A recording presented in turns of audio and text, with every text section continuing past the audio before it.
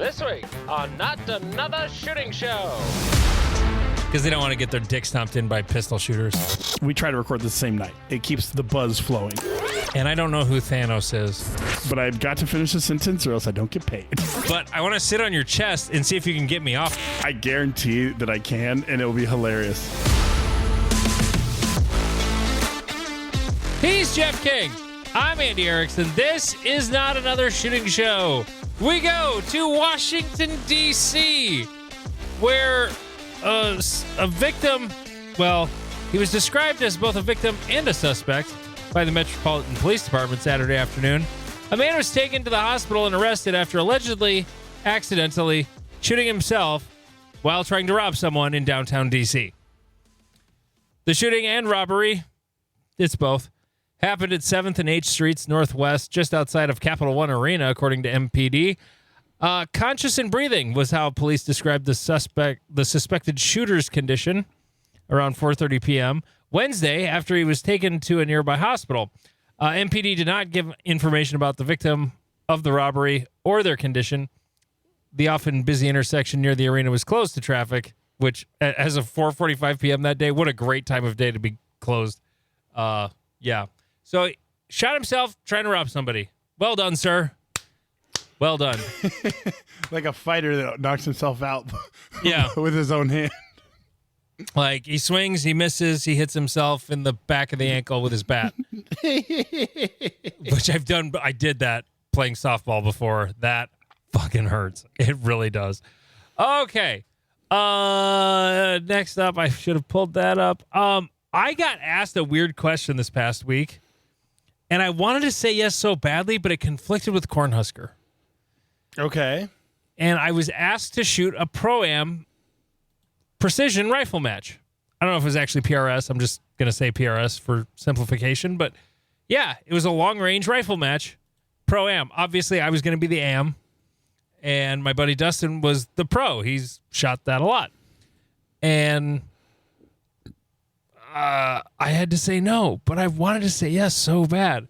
But the whole time I was like sitting there thinking about it. Yeah. I was like, what the hell would I shoot? Because my two real options would be either my 6mm ARC, which is only an 18-inch barreled gas gun, which isn't the most accurate gun I have anyway, or my bean can Ruger American Gen 1 6 Creedmoor that weighs nothing. Like, that would be one of my two options. So probably the 6 Creed would be the one I would have gone with. That thing shoots laser beams. It's way easier to shoot. So I probably would have gone with that. Could he not supply you with a rifle? He probably could, but I would have felt bad about the ammo part. So, and I have plenty of ammo loaded up for the 6 Creed. It's not really match ammo. It's all hunting ammo, but whatever. I wouldn't have used the expensive CX bullets. Fuck no. I would have used like the little bit cheaper ELDX bullets or whatever. But yeah. No, I was super bummed I couldn't say yes. Like, I wanted to say yes. And I said, hey, ask me again sometime. And he's like, well, if I ever come across a match like that again, I will. Which was basically him saying, you wouldn't have fun at a PRS match. Right. So, and sometimes you need to be the good friend and be like, you wouldn't enjoy this. No, and that's okay. And he said it in the most diplomatic way possible. Like, right. And then he said, we could also just go out West River and shoot prairie dogs. And I'm like, that sounds like a good idea. We should plan that. Well, you should. I've not killed an animal in a long time. You should invite me. Ooh, yeah. I can't believe I didn't think of that. Yeah. We should try to coordinate that with you too. Yeah, if it can be in like July. I apparently have nothing going on in July. I don't think I have a whole lot going on in July. All of our matches are literally they're spring or fall. No, they are. Well, for me, first week of September, or last week of August, first week of September, and then third week of September, or fourth week of September. Whenever. Well, of the rest of the year, and then like there's that one in early June, which is technically still spring. So basically spring, although it's still technically summer, I guess. All the ones in September there, but yeah, I was kind of bummed to have to say no to shooting it because I've never shot one before either, and it's tough to make that decision. Well, like this one was not as tough because like Cornhusker's kind of I had some going. I would have said yes in a heartbeat if I didn't have that going on. Right. But like if it was a local, would you have? Oh yeah, I would have skipped a local for it for sure. And that's where like my club has this because we actually have a lot of different shooting sports that go on at my club, and I have no concept of what any of them are. Because they're run by the 8 FUDs that shoot it and they don't want anybody else. And so like we had Heidi on and she talked about doing the lever action matches. I would love to do them. They are the first Sunday of the month. Yeah. And we're like, God, I don't want to skip like USPA matches are my favorite. Like if it was a third Sunday of the month at this point, fuck it, I don't care. Okay, of all the shooting sports at your club, though, who's going to be the most open-minded to change? Never mind, that was a dumb question. Yeah, none of them. The answer is none. No one is going to be open-minded to change their weekend. Correct, and that's the thing is none of them, because the second they're like, well, maybe I'll change my weekend. Someone's like, I'll take your weekend and I'll keep my weekend. Because my sport of 7 people can support 2 weekends. And you're like, the fuck it can, you motherfucker. Yeah. That's the other thing that's weird, too, is some of the other... Like, we don't really have other sports at my club. Actually, the same guy that invited me to do the long-range match, he used to run rimfire matches at our club, too. But he hadn't done that in a long time. He said, you should take that off the website. I was like, oh, okay, I will. Yeah, he probably still gets like one email every like 9 months, and he's like, no, we don't fucking do it. And it was a guy who's never going to show up anyway. And there was just like a couple of guys that would show up for him anyway. But yeah, okay, I know. I'm going to kind of bitch about this because we talked about it in our last episode, and we've talked about it before about how my club is the most toxic club in the United States. I don't actually have proof of that. It's just from general experience of everyone who's ever been to my club. It doesn't take long for you to be like, okay, your club is a little strange. So we have the Steel Challenge group. We have the USPA group. There's a little bit of crossover there. We have the multi-gun group. Not a lot of crossover there. Right. We don't talk to each other.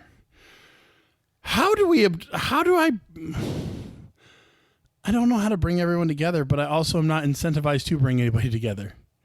It's fucking frustrating because, like, again, for those of you who listen to the Patreon know, we record this. We try to record the same night. It keeps the buzz flowing. Mm-hmm. And our rifle match had 0 of our 3-gunners at it. Like, not a single one was like, you know what I like to do? Shoot a fucking rifle. Like, okay, it was Memorial Day weekend, so that threw it off. I'll agree. The numbers being down for it, I would 100% attribute to Memorial Day weekend. The general numbers being down, I agree. But if you look back at our other rifle matches, none of the 3-gunners show up.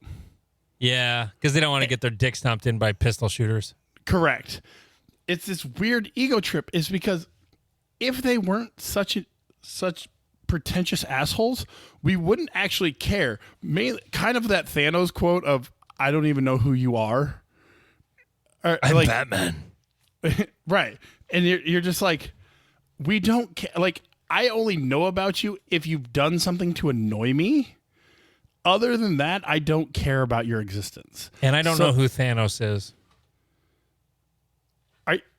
Are you fucking with me right now? I'm guessing he's some superhero guy. Oh, Jesus Christ. Am I right? He's a superhero guy? Yeah. Is it Marvel or DC? Marvel.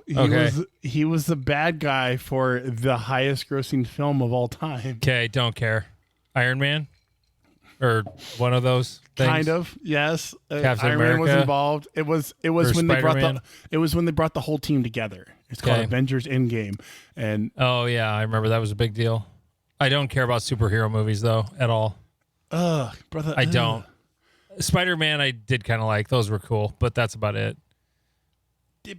But yes, we don't think about anybody else except for our core group of idiots. Mm-hmm. And so, like, I just don't know how, because like Pro-Am already died, and now like the rifle match probably won't die because it's simpler to put on. And again, I think it's just down because of Memorial Day weekend, because we didn't even have like a cop squad. Normally the cops at least show up for a rifle match. Yeah.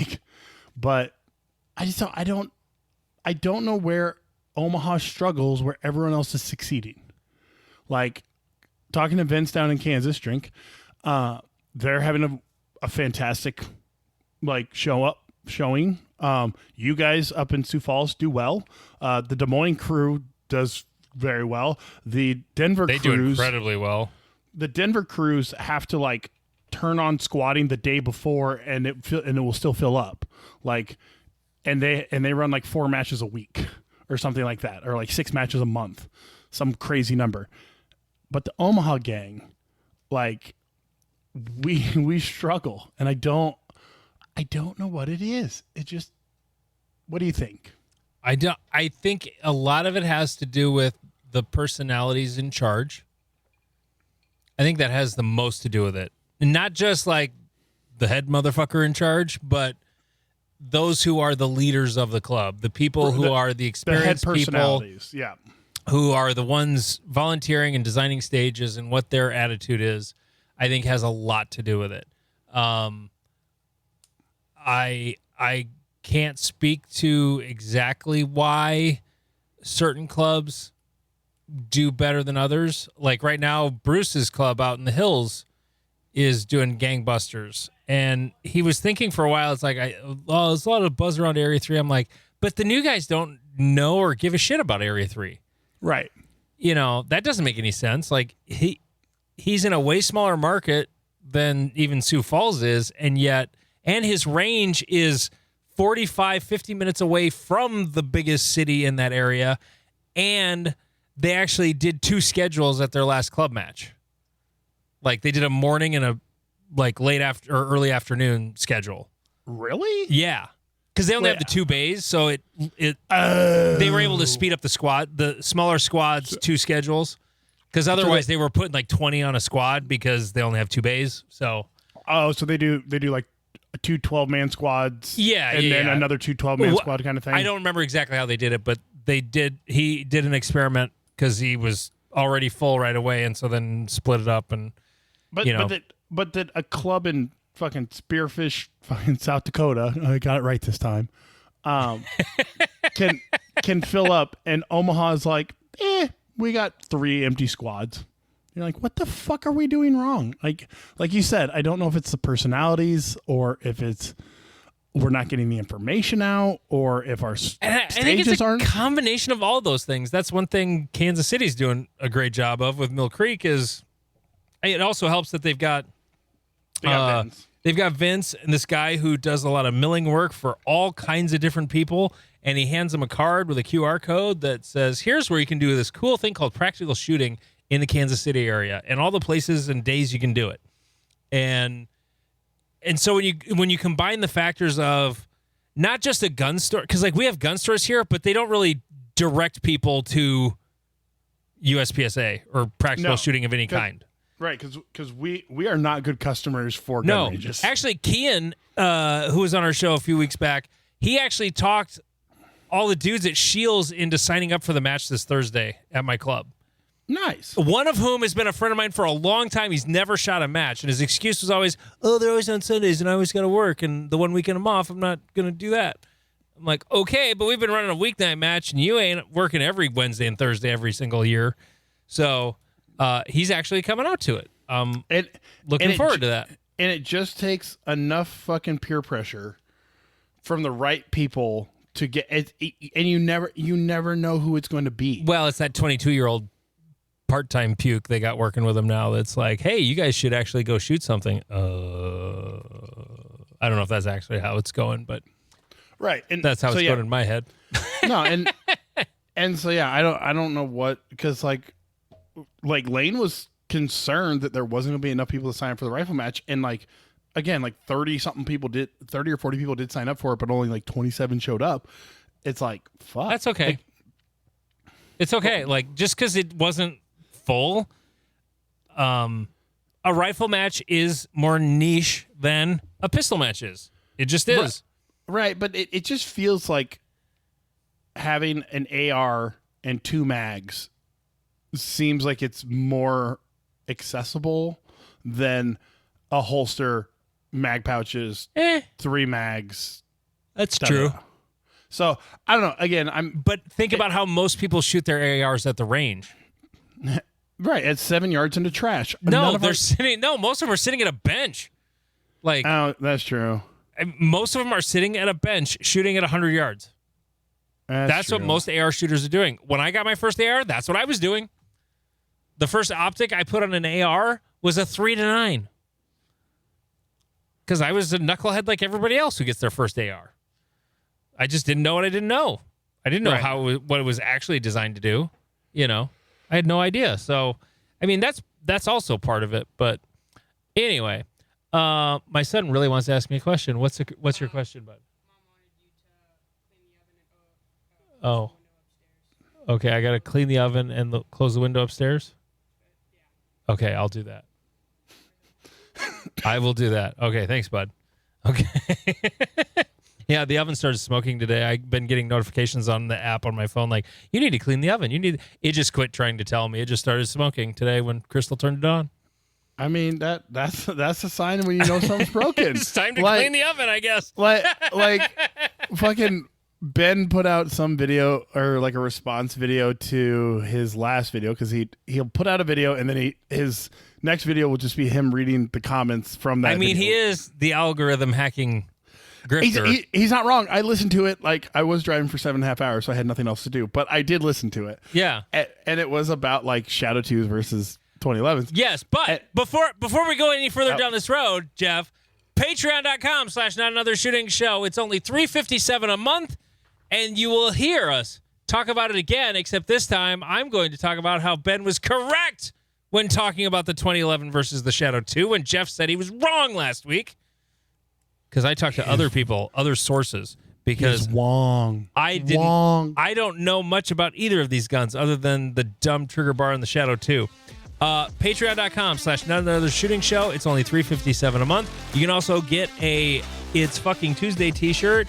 I gotta turn that up. Yeah. It's fucking Tuesday. Yeah, you can get a t-shirt at notanothershootingshow.com in whatever size and color you would like. And all the other things. Patreon.com/notanothershootingshow.